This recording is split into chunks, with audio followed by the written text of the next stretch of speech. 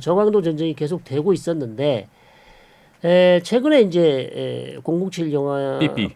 예 뺨치는 네. 아주 전혀 뭐 누구도 예상하지 못한 방식으로 헤즈볼라를 공격하는 삐삐 폭탄이 터지면서 네. 사실 판이 바뀌었다. 음. 그러니까 한 4,000개가 터진 걸로 보이거든요. 네. 첫날 3,000개, 그 다음에 두 번째 날에 또 한 1,000개. 네. 삐삐만 터진 게 아니고 워키토키도 터졌어요. 네. 그러니까 모든 내부 통신망 사용하는 헤즈볼라가 사용하는 내부 통신망이 거의 다 터졌다 보시면 되겠고, 자 그런 상황에서 헤즈볼라의 가장 유능한 대원들이 사실상 이 삐삐 폭탄으로 다리를 잃거나 네. 아니면 사망하거나 그쵸. 아니면 좀 병원에 있는 상황이거든요. 전투불능 상태죠. 네, 그런 상황이 지속됐고 거기에다가 이스라엘이 계속해서 지금 베이루트 남부나 네. 베이루트 여러 레바논 지역에서 헤즈볼라 지도자들을 다 암살을 시켰어요. 뭐 최고 지도자는 나사랄라는 살아 있지만 네. 군사 지도자들을 거의 10명 이상을 암살을 시켰어요. 그 말씀은 뭐냐 하면요. 이스라엘이 이렇게 지금 공격을 해도 체계적으로 대응할 능력이 사실상 없어졌다. 아, 헤즈볼라가요. 왜냐하면 지도부가 사라졌기 때문에 물론 그 밑에 대원들은 뭐 살아 있을 수 있지만 어떻게 대응을 하고 어떤 전략을 가지고 어떤 군사 전략을 가지고 이스라엘에 대응한다는 계획이 다 있었는데 네. 그것을 실행할 지도부가 다 사라졌어요. 자, 이런 상황에서 사실상 헤즈볼라는 상당히 지금 공세에 밀려 있고요. 네. 이스라엘은 지금 거의 최후 통첩을 한 거랑 마찬가지입니다. 헤즈볼라에게. 헤즈볼라를 끝까지 밀어붙이는 작전을 바꿨어요. 전략을.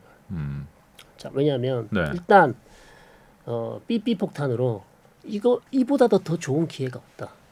아. 네. 이 기회는 100년에 한 번 올까 말까 한 기회다.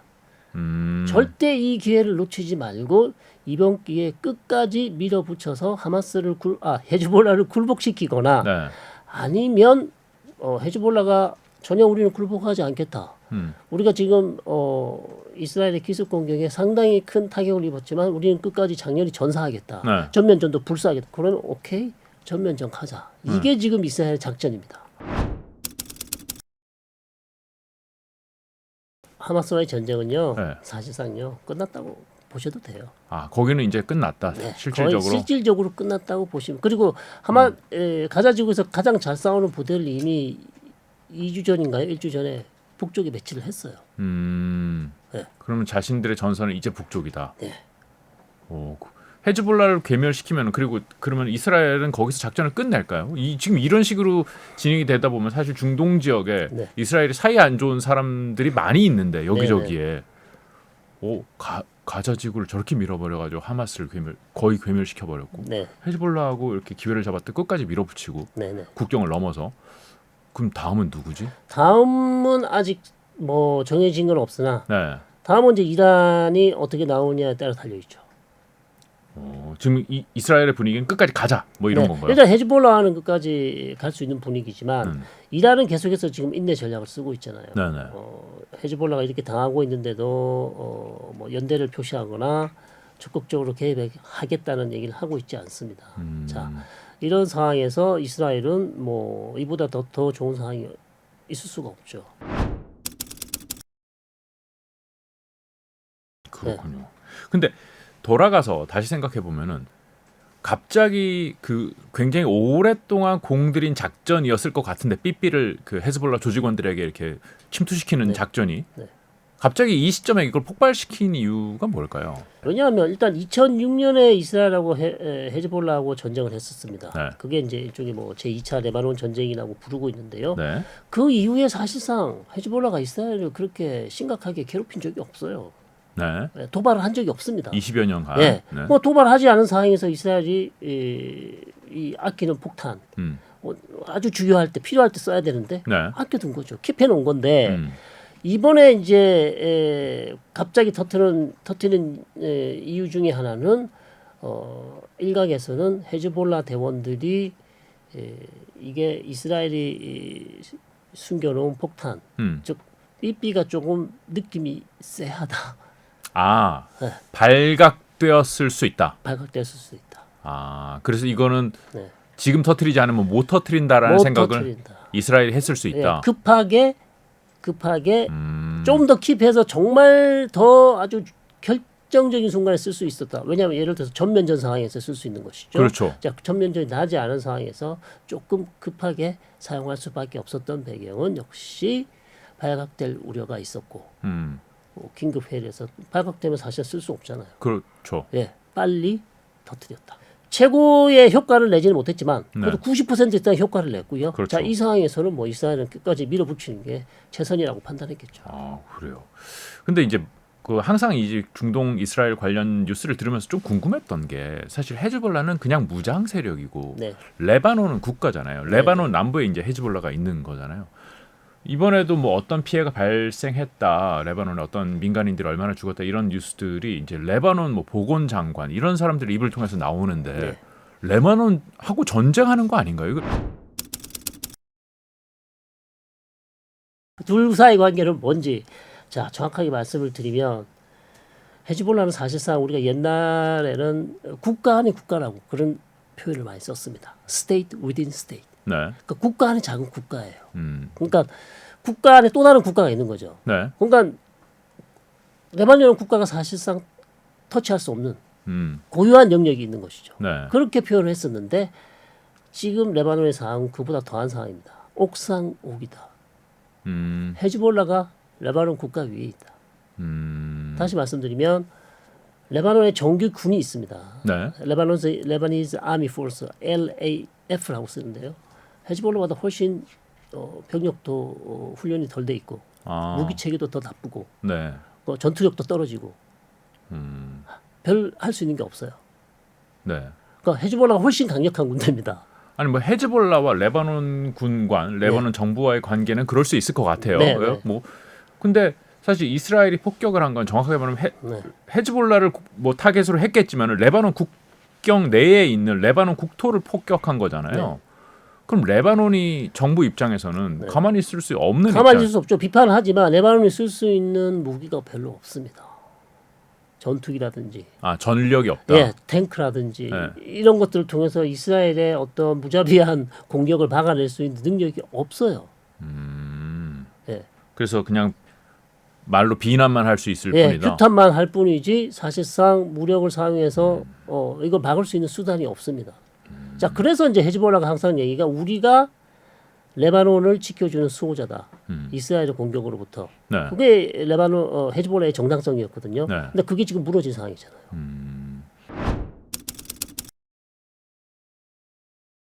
엄청난 딜레마죠. 네. 정말 뭐 결정을 어떻게 해야 될지 저도 모르겠습니다. 남은 옵션은 두 가지인데 네. 하나는 끝까지 싸우다 장렬히 전사하는 거죠. 그렇죠. 네. 하마스처럼. 예. 그러니까 여기서 물러서거나 여기서 우리 항복하겠다 할 수는 없잖아요. 자, 항복할 수 있는 선택지도 하나 있습니다. 그러니까 두 번째 선택지가 결국 타협을 하거나 항복을 선언하는 것인데 그렇게 되면 이제 정치적 생명이 어떻게 되겠습니까? 레바논 내에서 헤즈볼라의 입지는 거의 회복 불가능하게 될 수도 있다. 사실상의 패전이라고 봐야죠. 지금으로서는 피해가 굉장히 크니까. 그렇죠. 네. 자, 그런 상황이기 때문에 하산 나스랄라, 즉 헤즈볼라의 사무총장도 지금 너무 힘든 딜레마에 빠져 있어요. 헤즈볼라가 아직 그 가지고 이스라엘을 괴롭힐 수 있는 장거리 로켓이나 미사일이 많이 있습니다. 네. 자, 그것을 텔아비브 한 가운데를 쏜다. 그럼 민간 피해가 많이 나겠죠. 네. 자, 그러면 이스라엘의 대응은 어떻게 될까요? 지상전이 되나요? 지상전이 될 수도 있고 네. 아직 베이루트 기간 시설을 전혀 손대지 않았습니다. 네. 예, 베이루트의 남부 도시 다흐야, 즉 헤즈볼라가 다스리는 통치하는 남부 지역에 있는 요인 암살을 했지만 네. 2006년처럼 항만이나 도로나 철도, 수도, 전기 하나도 손을 안 댔어요. 네. 자, 텔아비브에 미사일이 떨어지면 이스라엘은 그런 것을 다 공격할 것입니다. 그러면 헤즈볼라로서는 더 힘들어지는 거죠. 그렇겠죠. 네. 레바논이 힘들어지는 거죠. 레바논도 힘들어지고 헤즈볼라의 정당성은 더 바닥으로 길 수밖에 없는. 결국 레바논 주민들이 가장 싫어하는 게 그거였거든요. 헤즈볼라 싸우는 거 좋다. 네가 가서 싸워라. 근데 왜 레바논 전체를 이스라엘의 공격의 어떤 방패로 만드냐? 우리가 왜 희생을 해야 되냐? 그렇죠. 예, 그런 것들이 지금 나사랄라가 걱정해야 되는 선택을 해야 되는데 엄청난 딜레마에 지금 빠져 있죠. 저는 이 뉴스를 보고선 또 걱정되는 것 하나가 우리나라 동명부대가 네, 지금 레바논에 있잖아요. 네네. 있죠 지금도. 있습니다. 그 남쪽 아닌가요? 두로 레바논 남부죠. 티르 지역이라고 우리말로는 이제 두로라는 지역이 있습니다. 네. 네. 그러면은 이 레바논 그러니까 헤즈볼라와 지금 이스라엘 간의 충돌이 일어나는 바로 그 지역이잖아요. 그렇습니다. 예. 상당히 위험한 지역이죠. 전면전이 더 전면전이 나거나 네. 상황이 더 악화되면 사실상 탈출하는 수밖에 없습니다. 철수해야 된다. 철수할 수밖에 없죠. 네. 사실 네. 우리나라뿐만 아니라 거기에 평화유지군이 많이 파견돼 있는 걸로 네, 아는데. 평화유지 많이 있기 때문에 네. 평화유지군의 임무는 네.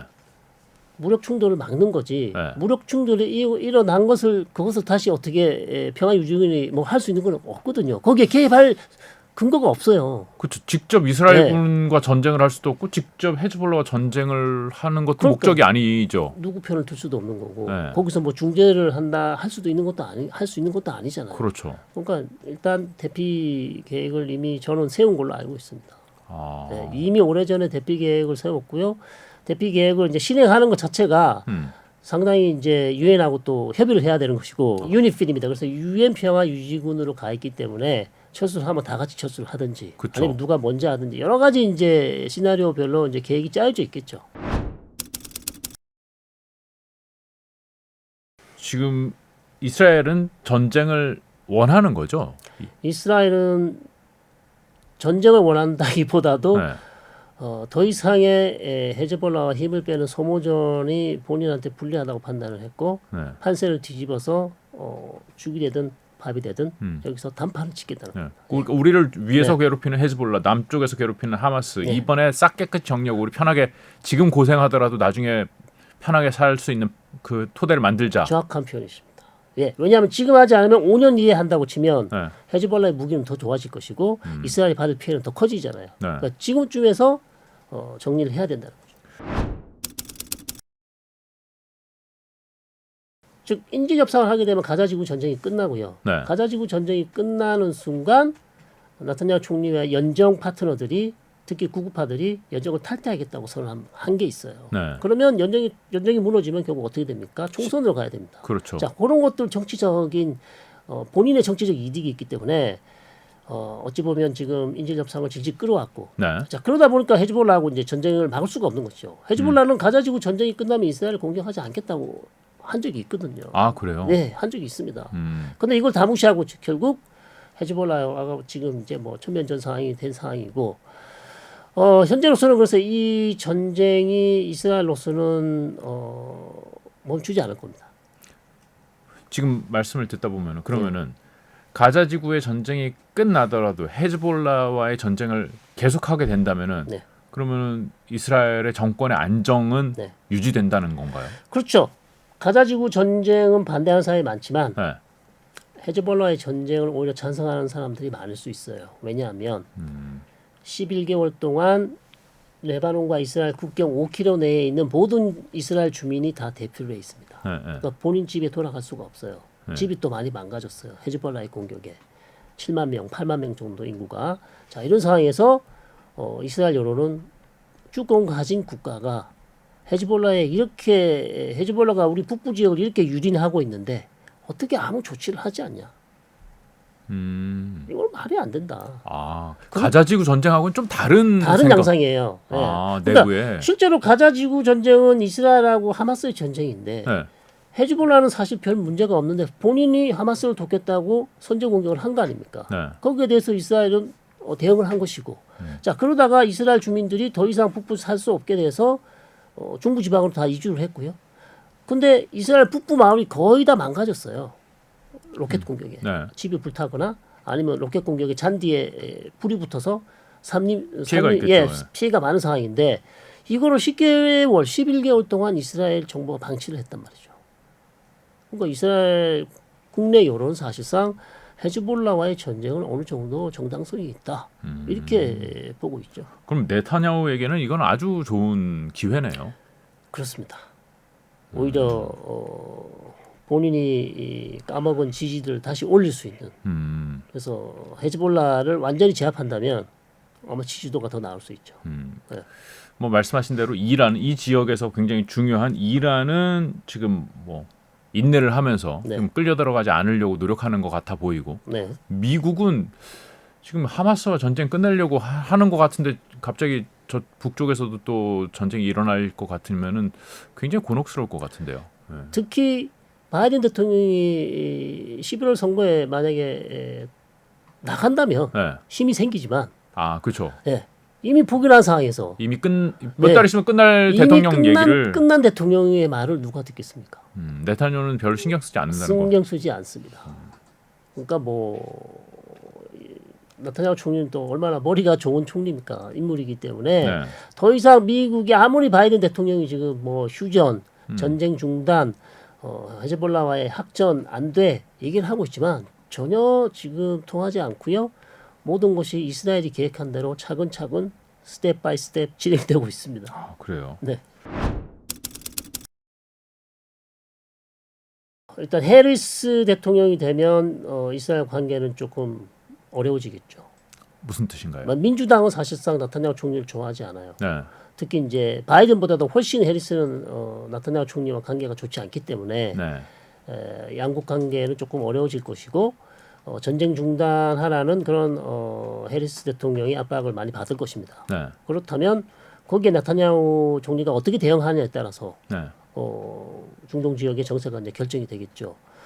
그러나 오히려 이제 트럼프 대통령이 되면 훨씬 나타냐후 총리와 원래 트럼프 일기에도 사이가 좋았지 않습니까? 그래서 두 정상이 상당히 친근하기 때문에 오히려 나타냐후 총리를 두둔하면서 더 오래 갈 가능성도 있다. 전쟁이 오래 갈 예, 가능성도 다만 이제 트럼프 대통령은 트럼프가 대통령이 되면 우리가 무기를 이스라엘에 주지만 공짜로는 주지 않는다. 예, 거래주의를 이제 요구할 수도 있겠죠. 네.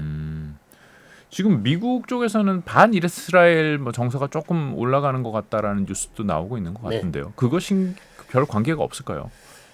관계가 있죠. 네. 사실 대학가에서 미국의 유명 대학가에서 한창 그 반이스라엘 시위들이 많이 있지 않았습니까? 네. 그래서 여론에도 상당히 큰 영향을 미쳤고 사실 미국에서 이스라엘의 전쟁에 반대하는 시위는 많이 있었지만 과거에도 많이 있었습니다. 근데 조금 이번의 경우는 훨씬 더 규모가 크고 좀 더 체계적인 반대 시위가 많이 있었습니다. 네. 그래서 사실 민주당 지지자들이 많이 있죠. 이런 반대 시위를 한 유권자들이 그렇기 때문에 민주당도 신경을 쓰지 않을 수 없는 눈치를 봐야 되는 상황이죠.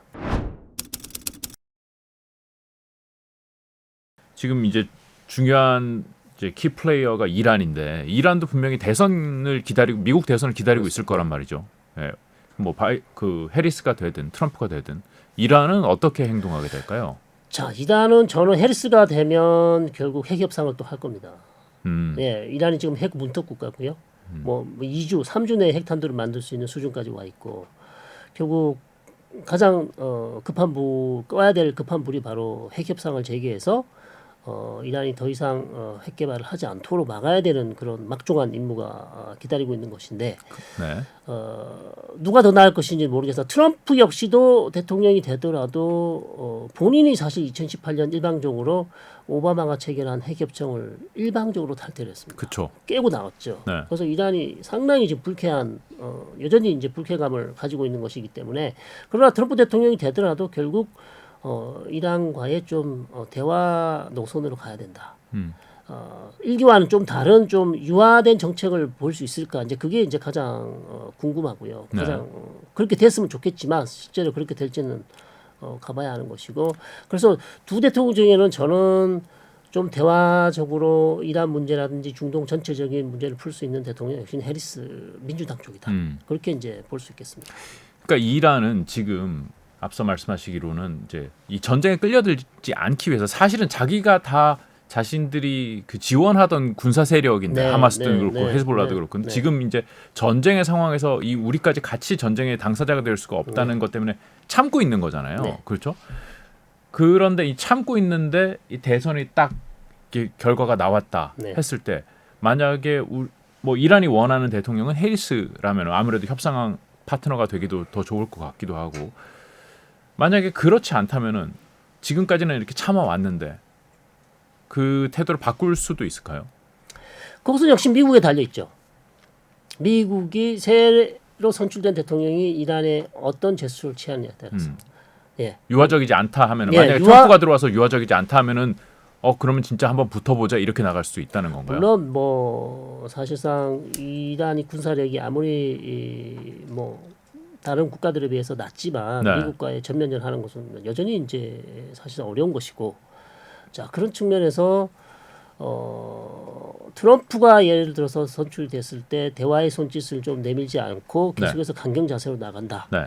그러면 이제 중동 지역은 계속해서 힘들어지죠. 계속해서 이라크나 시리아에 있는 친이란 민병대 세력들이 이라크나 시리아에 있는 미군 기지를 공격할 가능성이 있고 계속해서 이제 미국의 신경을 거스리는 그런 작전으로 가서 미군이 계속 결국 이란이 원하는 것은 미군 없는 중동이거든요. 그래서 뭐 이라크에서도 나갔으면 좋겠다. 네. 다른 지역에서도 미군이 없었으면 좋겠다는 것이 이란이 원하는 것이기 때문에 결국 전면전이 뭐 바로 나지는 않겠지만 결국 순탄한 그런 관계는 만들어지기 어렵다. 초기에는. 이란과 이스라엘 간의 전쟁이 이란과 미국 간의 전쟁으로 바로 직결될 수 있다고 말씀하시는 거죠? 그럴 수 있죠. 예를 들어서 만약에 이란하고 이스라엘하고 전면전이 났을 때 네. 이란이 탄도미사일이 텔아비브에 뭐 100발을 쐈는데 네. 90발을 요격을 했으나 10발이 그냥 도심에 떨어졌다. 네. 그럼 몇백 명이 사망을 했다. 네. 자 그런 상황에서 이스라엘이 쓸 수 있는 수단이 뭐가 있을까요? 여러 가지 수단을 써서 테헤란을 공격할 텐데 그러면 이제 미국이 거기서 개입하지 않을 수가 없잖아요. 어떤 방식으로든 네. 이스라엘을 도와주기 위해서 네. 그것을 뭐 직접 이란을 타격할지 안 할지는 모르겠으나 여러 가지 방식으로 이스라엘을 도와줄 수밖에 없는 상황이기 때문에 결국 자칫 이란과 미국 간의 무력 충돌이 될 가능성도 있는 것이죠. 물론 그럴 가능성은 매우 낮습니다만 네. 최악의 경우 그럴 수도 있다는 겁니다. 높지는 않지만 있다고 봅니다. 왜냐하면 왜냐하면 국경 근처에 헤즈볼라가 만들어 놓은 지하 시설 거기에 상당히 많은 로켓이나 무기들이 있단 말이죠. 그거는 공습으로 사실상 해결할 수가 없습니다. 그러니까 지상군이 반드시 들어가야만 해결되는 거기 때문에 이렇게 좋은 기회를 가지고 지상군이 들어가지 않고 그런 부분을 좀 해결하지 않고 그냥 전쟁을 끝내는 것 자체가 이스라엘 입장에서 상당히 손해라고 생각할 수 있을 거예요. 그러니까 이번 기회에 반드시 우리 병사들이 인명 피해가 좀 나더라도 국경 지역에 있는 헤즈볼라가 만들어 놓은 뭐 참호 시설, 그다음에 미사일 로켓 발사대, 그다음에 무기 이런 것들 어느 정도 부시고 나와야 된다라고 생각할 수 있습니다.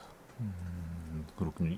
헤즈볼라가 그걸 피할 수 있는 가능성은 많지 않아 보이네요. 그렇습니다. 완전 항복을 하지 않는 이상. 네, 근데 또 헤즈볼라는 지금 얘기하고 언제든지 들어가라. 우리는 준비돼 있다. 최근에 유가가 좀 많이 하락 안정되어 있는 네, 상황인데 네. 이게 영향을 미칠까요?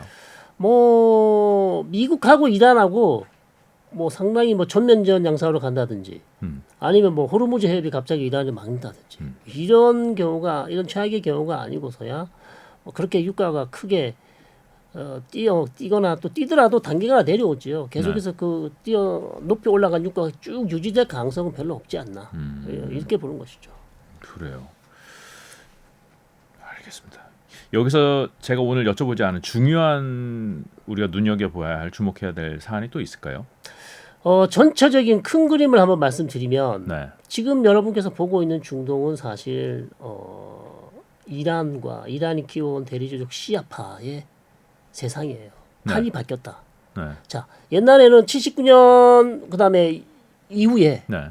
미국과 이란은 상당히 친한 국가였죠. 그랬죠. 근데 이슬람 혁명이 나고 나서 이란이 반미 반이스라엘 노선으로 돌아서면서 결국 미국하고 이스라엘과 이란은 완전히 뭐 철천지 원수가 됐는데요. 자, 그런 상황에서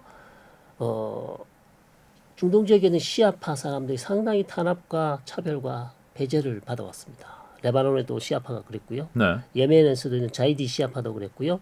이라크의 시아파도 사담 후세인은 순니파였고 네, 이라크 인구 50%가 시아파임에도 불구하고 사담 후세인이 시아파를 상당히 탄압했거든요. 그러니까 이런 탄압받고 있는 시아파 세력을 규합한 것이 이란입니다. 1979년 이후에. 네. 자 그러다가 2003년에 와서 사담 후세인을 누가 제거합니까? 미국이 미국이 제거하죠. 네. 그러니까 유일하게 이란과 군사력으로 균형을 맞출 수 있는 국가가 사라졌어요. 네. 그 이후로 이란은 사실상 중동 지역에서 유일한 군사 대국이 됩니다.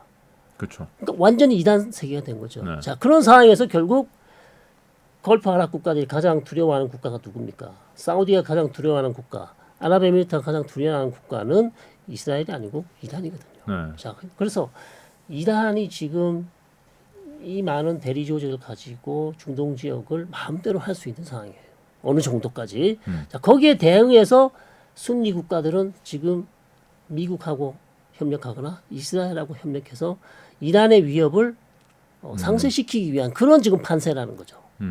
자 그런 판세에서 지금 하마스하고 이스라엘 전쟁이 났고 결국 이스라엘 편에 누가 있습니까? 미국 있죠, 사우디아라비아 있죠, 아랍에미리트 등이 이스라엘이 이란부터 공격받을 때 다들 정보를 이스라엘에게 주지 않았습니까? 요르단도 전투기를 띄워서 이란의 드론을 격추시켰어요. 그러니까 순니파 걸프 아랍 국가들하고 이스라엘은 같은 편이고요. 네. 시아파하고 러시아하고 시아파가 즉 이란하고 러시아하고 이란이 키우는 대리 조직들과의 전쟁입니다. 그러니까 이 구도 자체가 네. 지금 우리가 보고 있는 중동의 현 지금 판세고요. 앞으로도 계속 이렇게 될 것 같고요. 결국 미국하고 이란하고 어떤 대화나 협상에서 이 부분을 풀지 못한다면 계속해서 이런 국면으로 갈 수밖에 없다.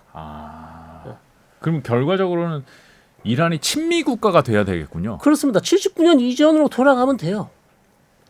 예. 그러니까 우리가 생각할 때는 이란이 마치 반서구, 반미 국가라고 지금은 그렇지만 네. 우리 박현도 선생님이 항상 하는 얘기지만 이란은 사실상 유럽과 가깝고요. 네. 유럽하고 경제를 교역하고 싶고 미국하고도 잘 지내고 싶어해요. 이란 사람들이 제일 좋아하는 게 미국산이랬잖아요. 실제 들어가 보시면. 자 그런 상황에서 계속해서 이란이 뭐 지금 중국하고 러시아하고 친하지만 그것은 어쩔 수 없이 지금 중국하고 러시아하고 제재를 받고 있기 때문에 네. 그러나 실제 제재가 풀리면 이란은 유럽과 미국과 교역이나 잘 하고 싶어하는 그런 마음이 여전히 있다 이렇게 보는 거죠. 가능성이 새로운 희망이 없지는 않다. 네, 예, 그렇습니다. 하지만 지금은 굉장히 앞이 어둡다. 뭐 이 정도로 정리할 수 있을 것 같습니다. 지금 말씀 계속 드린 대로 이스라엘하고 헤즈볼라하고의 전쟁이 점점 확전되고 뭐 지상전까지도 가능성이 얘기가 나오고 있어서 걱정이 좀 되는 상황인데 더군다나 우리나라에 지금 동명부대까지 현지에 있기 때문에 더욱 걱정이 좀 심각한 상황인데 좀 그래도 인명 피해를 최소한으로 하고선 좀 정리가 됐으면 좋겠네요. 오늘 여기까지 말씀드리겠습니다. 고맙습니다. 네, SBS 경제자유살롱 오늘 여기서 마무리하겠습니다. 저희 채널 좋아요, 구독, 알람 설정 다시 한번 확인 부탁드립니다. 고맙습니다.